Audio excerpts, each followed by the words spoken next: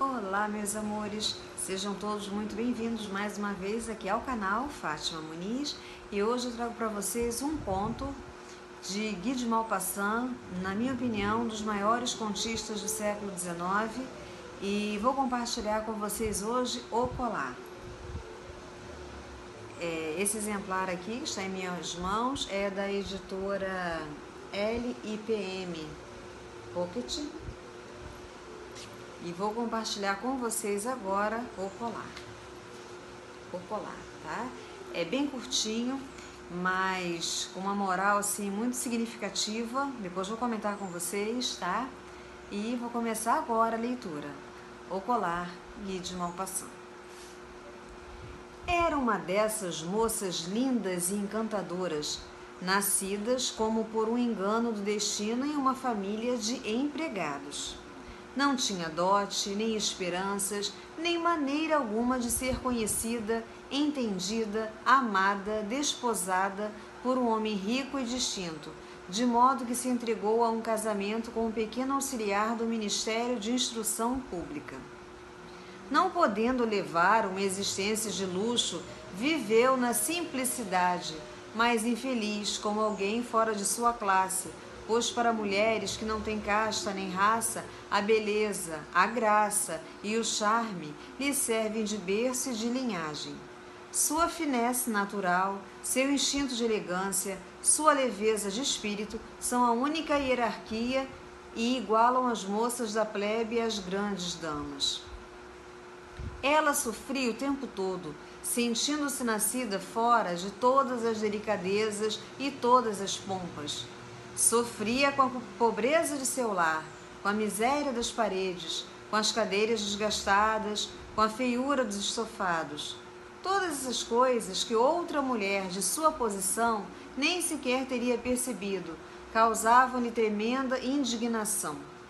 A vista da pequena Bretan, que fazia seu humilde trabalho doméstico, despertava nela desolados arrependimentos e devaneios arrebatados. Ela sonhava com antecâmaras silenciosas, revestidas de tapeçarias orientais, iluminadas por altos candelabros de bronze, e com 2 criados altos de calças curtas que cochilavam nas largas poltronas, esmorecidos pelo calor pesado do aquecedor.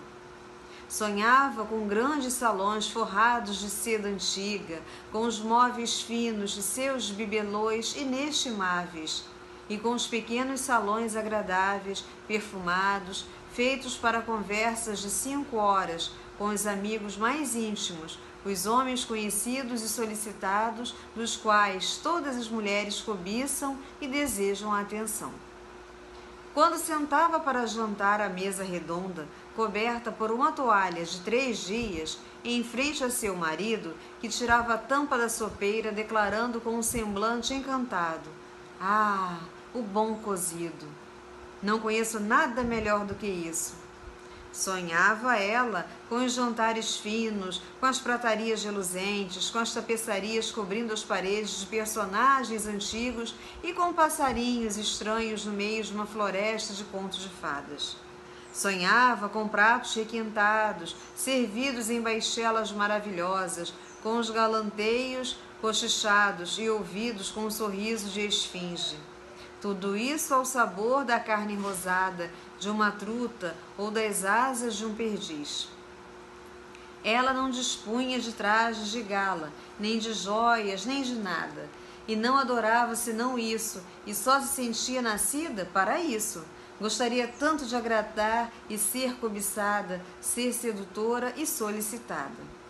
Tinha uma amiga rica, uma colega de internato que não queria mais visitar, a tal ponto sofria na volta para casa, e chorava durante dias a fio, de desgosto, de remorso, de desespero e de aflição.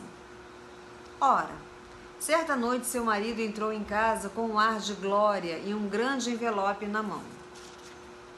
"Veja", disse ele, "tenho uma coisinha para você." Ela rasgou o papel às pressas e retirou dele um cartão impresso que trazia as seguintes palavras: "O ministro da Instrução Pública e a senhora Georges Rampenou Tenho a honra de convidar o senhor e a senhora Loisel para a noite de gala no prédio do Ministério, segunda-feira, dia 18 de janeiro. Em vez de ficar encantada, como esperava seu marido, ela lançou com desprezo o convite sobre a mesa, murmurando: "O que você espera que eu faça com isso?"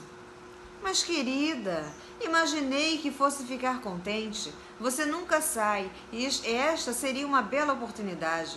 Pensei muito para conseguir este convite para você. Penei horrores. Todo mundo quer um. São cobiçadíssimos e não distribuem muitos deles aos funcionários. Lá você vai ver todas as autoridades." Ela o mediu com um olhar irritado e declarou com impaciência: "O que você espera que eu vista para ir?"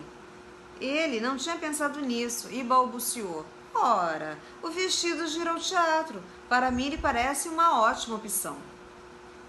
Ele se calou estupefado, desconcertado, ao ver que sua esposa chorava. 2 grandes lágrimas rolavam lentamente do canto dos olhos para os cantos da boca. Ele gaguejou: "O que você tem? O que você tem?" Porém, à custa de um violento esforço, ela dominara sua mágoa e respondeu com uma voz calma, enxugando as faces molhadas: "Nada. Apenas não tenho roupa apropriada e por isso não posso ir à festa. Entregue esse convite a alguma colega que tenha uma esposa mais bem vestida do que eu." Ele estava desolado e recomeçou: "Vamos ver, Matilde. Quanto custaria isso? Uma roupa apropriada, que você pudesse usar ainda em outras ocasiões, algo bem simples." Ela refletiu por alguns segundos, fazendo suas contas, calculando também a quantia que poderia pedir sem provocar uma negativa imediata e uma exclamação atônita do econômico auxiliar. Por fim, respondeu hesitando: "Bem, não sei ao certo, mas tenho a impressão de que uns 400 francos eu poderia dar um jeito." Ele empalidecera um pouco, pois reservava precisamente essa quantia para comprar uma espingarda e ter como participar de caçadas no verão seguinte, na planície de Nanterre, ao lado de alguns amigos que iam para lá os domingos atirarem cotovias. Ainda assim, ele disse: "Está bem, vou lhe dar os 400 francos, mas trate de escolher um belo vestido." O dia da festa se aproximava, mas a senhora Loisel parecia triste, inquieta, ansiosa. Seu vestido, no entanto, estava pronto. Certa noite, seu marido perguntou: "O que você tem? Diga, você está muito esquisita nesses últimos 3 dias." E ela respondeu: "Ah, fico chateada por não ter uma joia, uma pedra preciosa, nada para enfeitar. Vou aparecer com o mesmo aspecto miserável de sempre. Estou quase preferindo não ir a esta noite de gala." Ele respondeu: "Você pode colocar uma dessas flores naturais. Estão muito na moda na nossa estação. Com uns 10 francos terá 2 ou 3 rosas magníficas." Ela não estava convencida. Nunca! Não há nada mais humilhante do que ter o ar de pobre no meio de mulheres ricas. Contudo, seu marido exclamou: "Como você é boba! Vá até sua amiga, a senhora Forestier, e peça para ela emprestar algumas joias. Você tem bastante intimidade e com ela pode fazer um pedido desses." Ela soltou um grito de alegria. "É verdade, não havia pensado nisso." Pois bem, no dia seguinte foi visitar a amiga e lhe contou sua desventura. A senhora Forestier se dirigiu ao seu armário espelhado, apanhou um grande porta-joias, o levou até a senhora Loisel e, abrindo-o, disse: "Escolha, minha cara." Ela começou vendo braceletes, a seguir um colar de pérolas, depois uma cruz veneziana, ouro, pedrarias de um trabalho admirável, experimentava as peças em frente ao espelho, hesitava, indecisa, quando tirá-las e colocá-las, perguntava sempre: "Você não teria alguma outra coisa?" "Claro que sim, é só procurar, não sei o que pode agradá-lo." De repente, ela descobriu em uma caixa de cetim preto um soberbo colar de diamantes, e seu coração começou a bater de um desejo descontrolado. Suas mãos tremiam ao pegá-lo. Ela o prendeu em volta do pescoço, sobre seu vestido de gola alta, e permaneceu extasiada diante de si mesma.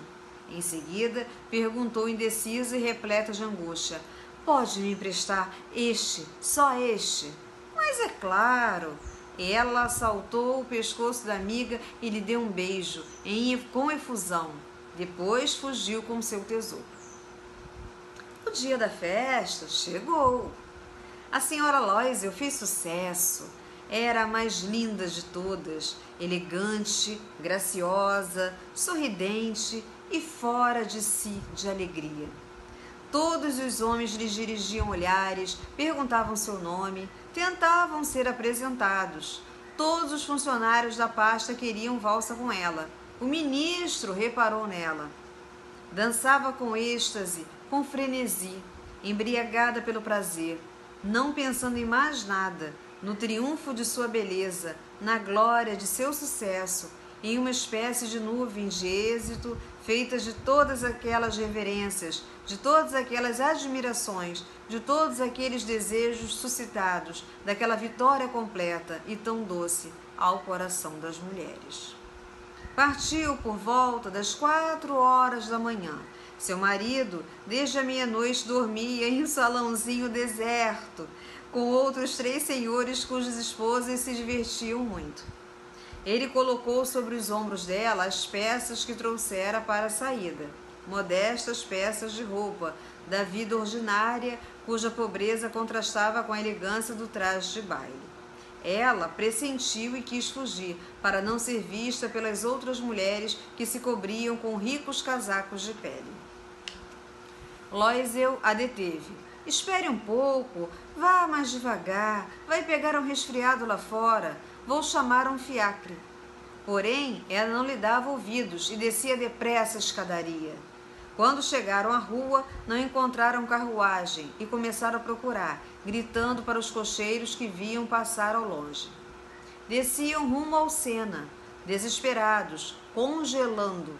Enfim, encontraram no cais um desses velhos cupês notívagos que só podem ser vistos em Paris quando chega a noite, como se sentissem vergonha de sua miséria durante o dia.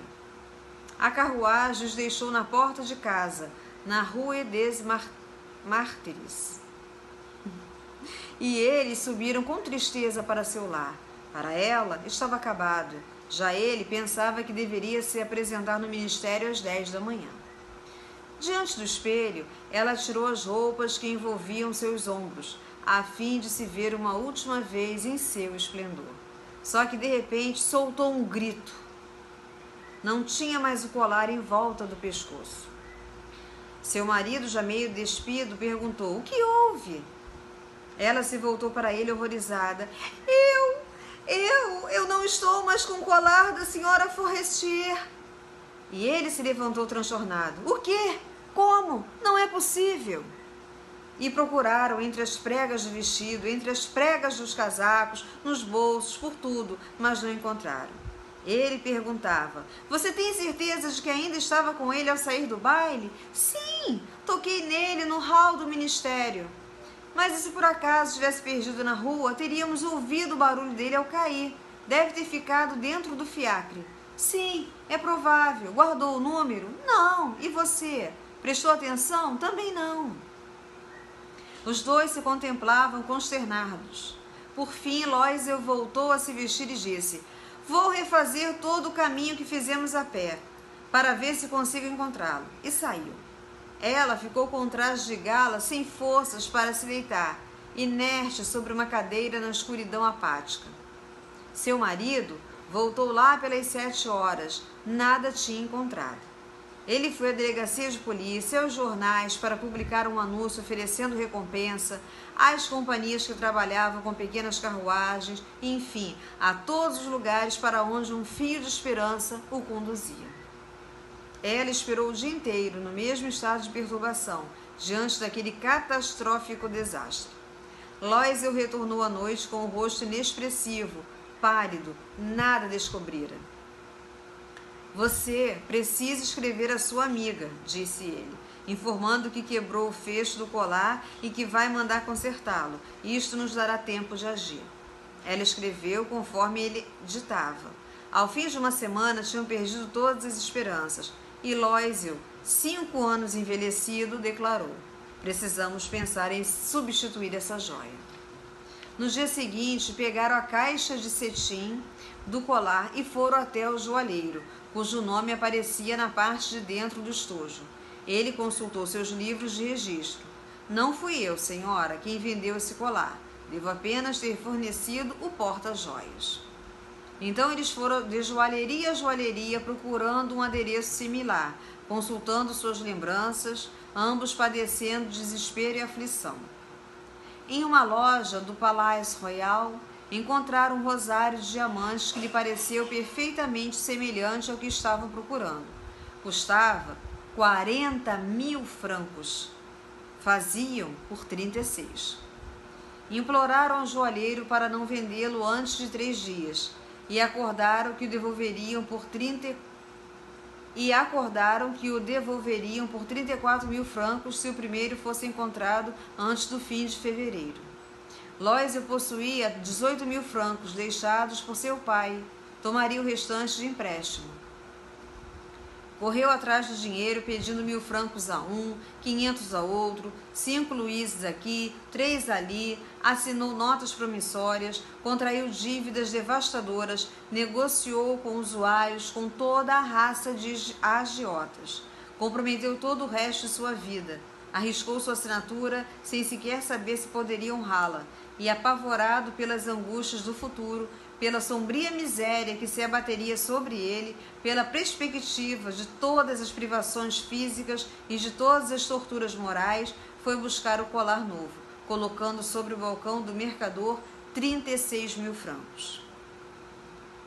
Quando a senhora Loisel devolveu o adereço à senhora Forestier, esta lhe disse com ar ofendido: você deveria ter me trazido antes, pois eu poderia ter precisado. Não abriu a caixa de cetim, o que a amiga temia. Se percebesse a troca, o que teria pensado? O que teria dito? Não a teria tomado por uma ladra? A senhora Loisel conheceu a vida horrível dos necessitados. Aliás, assumiu a condição de uma só vez de modo heróico. Era preciso quitar essa dívida exorbitante e ela quitaria. Abriram mão da empregada, trocaram de residência, passaram a viver de aluguel sob o telhado de uma mansarda. Ela conheceu as pesadas lides domésticas, as odiosas tarefas da cozinha, passou a lavar a louça, gastando suas unhas cor-de-rosa em pratos engordurados e no fundo de panelas. Passou a ensaboar as roupas sujas, as camisas e os panos, que estendia para secar em uma corda de varal. Passou a descer para a rua todas as manhãs, levando lixo, e a subir com a água, parando a cada patamar para recuperar o fôlego. E vestida como uma plebeia, passou a ir às feiras, às mercearias, aos açougues, levando o cesto no braço, regateando, injuriada, defendendo cada centavo de seu miserável dinheiro. Todo mês precisavam pagar as notas promissórias, renovar outras, ganhar tempo. O marido trabalhava ao entardecer, passando a limpo as contas de um comerciante, e à noite muitas vezes fazia transcrições a 5 moedas à lauda. E essa vida durou 10 anos. Ao fim de 10 anos, tinham devolvido tudo, com as taxas da usura e os juros acumulados. A senhora Loisel parecia envelhecida agora. Ela se tornara a mulher forte, dura e severa dos lares pobres. Mal penteada, com saias grosseiras e mãos vermelhas, falava alto e lavava os assoalhos, gastando muita água. No entanto, por vezes, quando seu marido estava na repartição, ela sentava diante da janela e pensava naquela noite de gala, dos tempos idos, naquele baile em que fora tão bela e tão festejada. O que teria acontecido se não tivesse perdido aquele adereço? Quem poderia saber? Quem poderia saber como a vida é peculiar e dá voltas? Como basta pouco para o precipício ou a salvação? Ora, certo domingo, Como ela fosse dar uma volta no Campos Elíseos para relaxar das lides da semana, percebeu de repente uma mulher que passeava com uma criança. Era a senhora Forestier, ainda jovem, ainda bela, ainda sedutora. A senhora Loise se sentiu comovida. Falaria com ela? Sim, com certeza. E agora que pagara, lhe contaria tudo. Por que não? Aproximou-se. Olá, Giane! Não a reconhecendo, a outra ficou espantada de ser chamada com tanta familiaridade por aquela plebeia. Balbuciou. Mas, senhora, não sei. Acho que deve estar cometendo um engano. Não, sou eu, Matilde Loisel. Sua amiga não conteve um grito. Oh, pobre Matilde, como você está mudada. Sim, passei por dias duríssimos, desde que encontrei pela última vez, e por muitas desgraças, e tudo por sua culpa. Por minha culpa? Mas como? Você deve se lembrar daquele colar de diamantes que me emprestou para eu ir à festa do ministério. Sim, e daí? E daí que eu o perdi. Como? Se você me devolveu. Devolvi outro muito parecido e trabalhamos por 10 anos para pagá-lo. Você sabe, não era fácil para nós que não tínhamos nada. E enfim está acabado e me sinto muito contente. A senhora Forestier tinha parado. Você está me dizendo que comprou um colar de diamantes para substituir o meu? Sim, e você nem sequer percebeu, não é? Eram quase idênticos. E sorria com uma alegria altiva e ingênua. A senhora Forestier, muito comovida, pegou as duas mãos da amiga e disse: Oh, minha pobre Matilde, mas o meu era falso. Valia no máximo 500 francos.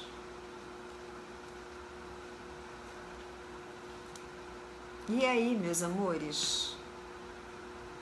E aí? Foram 10 anos de lida, de dura vida. O padrão de vida dela caiu muito, apesar dela não valorizar o padrão antigo que ela tinha lá no começo da história, mas aí que ela foi ver, na realidade, o que era viver a duras penas numa casa bem mais pobre, fazendo todo o serviço de casa, a duras penas para o quê? Para pagar aquele colar de diamantes que ela supunha ser verdadeiro, mas que talvez o orgulho ou o medo não a tenham deixado falar a verdade para a senhora Forestier, O medo, porque o medo da vergonha, o medo da culpa, o medo de repente da acusação, se a senhora os acusasse, de repente ela ou o esposo ou até os dois fossem presos, por roubo, talvez ela não aceitasse, não entendesse a verdade. O orgulho foi decisivo ali na vida dela, tanto no início, ela muito orgulhosa, querendo uma vida que não a pertencia, fazendo o marido gastar ali o que ele não podia, ele querendo ali atender aos desejos dela, foi cedendo até demais, E depois ele também com medo do que poderia vir, lá do lado da senhora Forestier, se eles contassem a verdade, ele pegou todas as suas economias, 18 mil francos que ele herdara do pai, conseguiu o restante a duras penas, totalizando ele 36 mil francos, quando o colar, como ela conta no final, valeria no máximo 500, porque era uma réplica, e ela só foi saber disso aí no final, E perdeu aí, foi uma década da vida deles que não vem de volta, Eu achei muito nobre da parte da senhora falar a verdade, dizer que era uma réplica, E aí a gente até fica se perguntando o que vai acontecer para frente, Será que a senhora Forestier vai devolver para eles? Para eles pelo menos tentarem reverter aí, terem uns 10 anos aí de sossego, de paz, E aí não tem a continuidade, Fica na nossa imaginação. Mas vocês gostaram? Deixem nos comentários, se gostaram e quiserem mais, tem aqui mais uns 10 contos, Posso dividir com vocês mais alguns. A leitura dele, a maneira dele contar é assim, maravilhosa. Ele é um contista de mão cheia. Se quiserem, comprem, procurem na internet contos de Guy de Maupassant. Esse daqui é contos do dia e da noite. Eu tenho mais um livrinho também. Se quiserem, eu trarei para vocês o Sino. Eu gostei muito e gostaria de dividir com vocês. Ele é um contista que faz parte da minha juventude, já comprava, já consumia Guy de Maupassant, e esse daqui eu comprei recentemente, até por ser maior. O que eu tinha anteriormente, ele era pequenininho, assim, de bolso, sabe? mas eu gosto muito dele e quero dividir com vocês. Então deixem nos comentários o que vocês acharam de Guy de Maupassant, né? E do conto em si, bom? E se querem ouvir mais. Deixo para vocês um grande beijo de carinho, essa reflexão, né? Como o orgulho e o medo podem mudar a nossa vida, né? E a sinceridade também, a honestidade também, que foi o que a senhora fez, né? Teve com ela no final. Então, um grande beijo de carinho, meus amores. Fiquem com Deus e até o nosso próximo encontro. Tchau, tchau.